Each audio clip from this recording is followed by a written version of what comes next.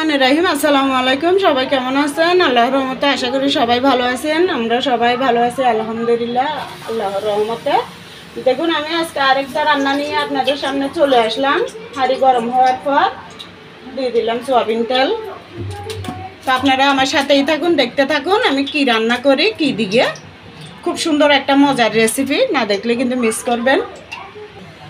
এবার তেল গরম হয়ে গেছে, দিয়ে দেবো প্রথমে তেজপাতা।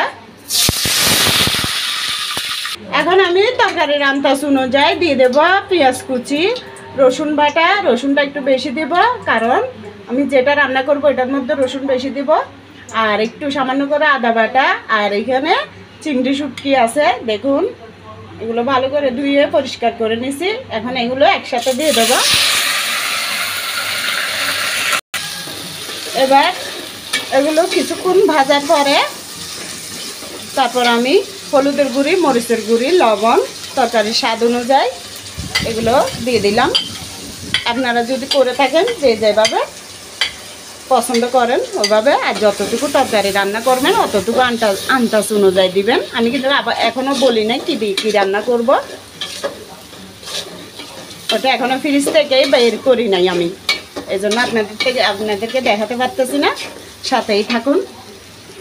এখন একটু পানি দিয়ে দিই।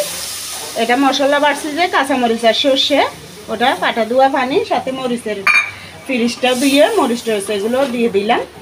মানে ফ্রিজে করে মরিচ, লবণ, হলুদ দিছি যে ওইটা একটু দিয়ে দিলাম। এই যে মশলার ঝোলটা উতরানোর পরে এবার আমি কাঁঠালের বিচিগুলো দিয়ে দেব। আমি কাঁঠালের বিচি দেবো না, শুধু আরেকটা জিনিস ফ্রিজ থেকে এখন আনতেছি আপনাদেরকে দেখাবো। এই যে কাঁঠালের বিচিগুলো দিয়ে দিলাম। আমি আজকে কাঁঠালের বিচি পরিষ্কার করা ছাড়া দিয়ে দিলাম। দেখে প্রত্যেক দিন তো পরিষ্কার করে খাই, আজকে এমনিতে লাল সিল্কা শুদ্ধ রেখে দিছি, দেখি কেমন লাগে খেতে। এই যে দেখুন, ফ্রিজ থেকে বের করে আনলাম। এটা কালকে দুপুরে রান্নার পরে আনছে, তাই আর কালকে রান্না করতে পারি নাই, কেটে কুটে পরিষ্কার করে রেখে দিয়েছিলাম। এই যে দেখুন সব ডিগ, মানে একদম কচি কচি পাতা, খুবই সুন্দর শাকগুলো। এই দেখুন বটানো একদম কচি পাতা। তো আমি এটা ভালো করে ধুয়ে পরিষ্কার করে নিই। এটা কাঁঠাল বিচি আর ইচা শুটকি দিয়ে, মানে চিংড়ি শুটকি দিয়ে আজকে রান্না করব। এই ধরনের রান্না কিন্তু অনেক মজা হয়, খুবই স্বাদের হয়। তা আপনাদের তাই আমি আপনাদের সাথেও শেয়ার করলাম। এটা এখন ধুয়ে নিই আমি।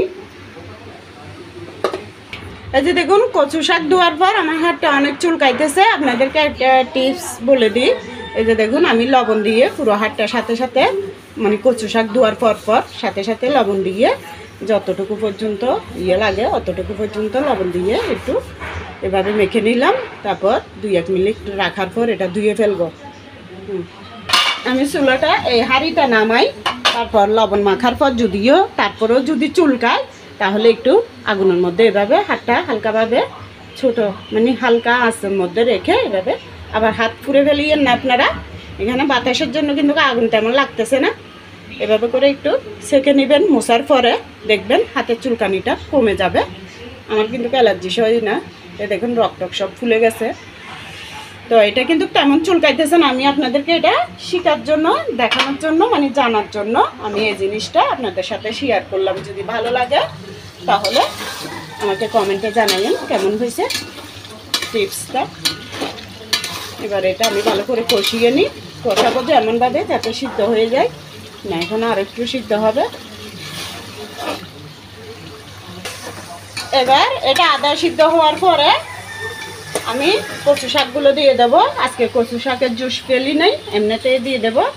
এখানে 2 আটি কচু শাক, ওই যে 20 টাকা করে 1 আটি বিক্রি করে, ওইরকম 2 আটি আমি একসাথে দিয়ে দিচ্ছি। ওই অনুযায়ী আমি সব মশলাগুলো দিচ্ছি। আরও 2 ধরনের মশলা দেব। এবার আমি আর বাকিগুলো দিয়ে দেব। এভাবে আমি দিয়ে সবগুলো হাঁড়ির মধ্যে আটাই নেব।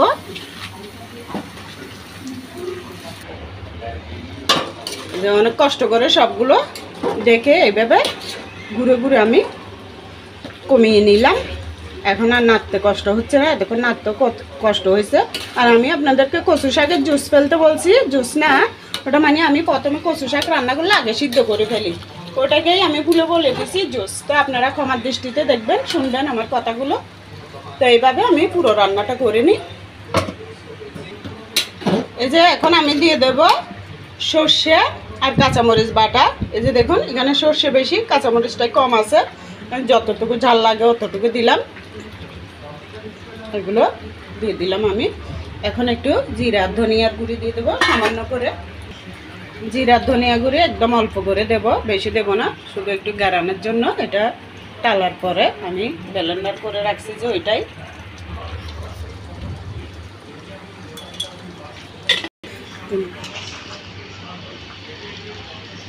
এখন এগুলো ভালো করে আমি একসাথে আবারও এভাবে কষিয়ে নেব। কষানোর মধ্যেই এটা হয়ে যাবে। আমি কোনো আর এক্সট্রা পানি দিই নাই, শুধু প্রথম কচু শাক দেওয়ার সময় একটু পানি দিয়েছিলাম।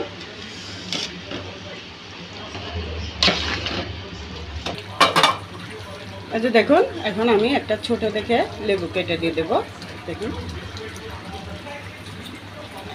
এই যে এখন লেবুটা দিয়ে দিচ্ছি চিবে, দুটোটা দিয়ে দিই পুরোটা। আপনারা লেবু না দিলে, যারা লেবু না খান, গ্যাস্ট্রিকের সমস্যা থাকলে ওরা টমেটো দিয়ে করতে পারেন। আর টমেটো না দিলেও যদি না থাকে তাইলে আগে একটু খেয়ে দেখবেন, রান্নার পরে যদি গলা না ধরে তাইলে লেবু টমেটো কিছুই দিতে হবে না।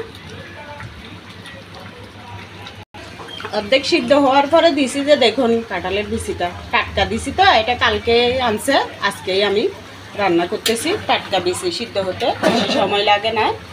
তো কাঁঠালের বিচি আর ইসে শুটকি দিয়ে, মানে চিংড়ি শুটকি দিয়ে আমি এই কচু শাকের আজকে চচ্চড়িটা করলাম।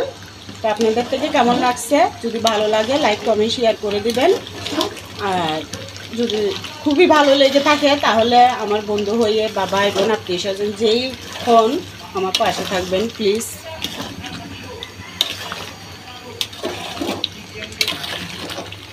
একটু লবণ কম হয়েছিল তাই আবারও লবণ একটু দিয়ে দিলাম। এবার দিয়ে দেবো লাস্ট পর্যায়ে একটু ধনিয়া পাতা। ধনিয়া পাতা অপশনাল, থাকলে দিবেন, না থাকলে না দিবেন। একটু দিলে মানে ফ্লেভারটা খুবই ভালো হয়। এটা দেখুন আমি আর শুকাবো না, এটা কিন্তু 4টা 4:30টার সময় আমি রান্না করতেছি বিকাল। এখন খাওয়া হবে না, রাত্রে খাওয়ার সময় আবার গরম করলে আরও শুকাই যাবে। তো কেমন হয়েছে সবাই কমেন্টে জানাইয়েন। অবশ্যই ভালো লাগলে একটা লাইক দিয়ে ভিডিওটা দেখে নেবেন। তো সবাই বন্ধু হয়ে পাশে থাকার চেষ্টা করবেন যদি ভিডিওগুলো ভালো লাগে, রান্নাগুলো। নাইলে প্রয়োজন নাই, রান্না দেখে বিবেচনা করে তারপর আপনাদের মন অনুযায়ী বন্ধু হওয়ার চেষ্টা করবেন। তো সবাই ভালো থাকবেন। আল্লাহ হাফেজ, আসসালামু আলাইকুম।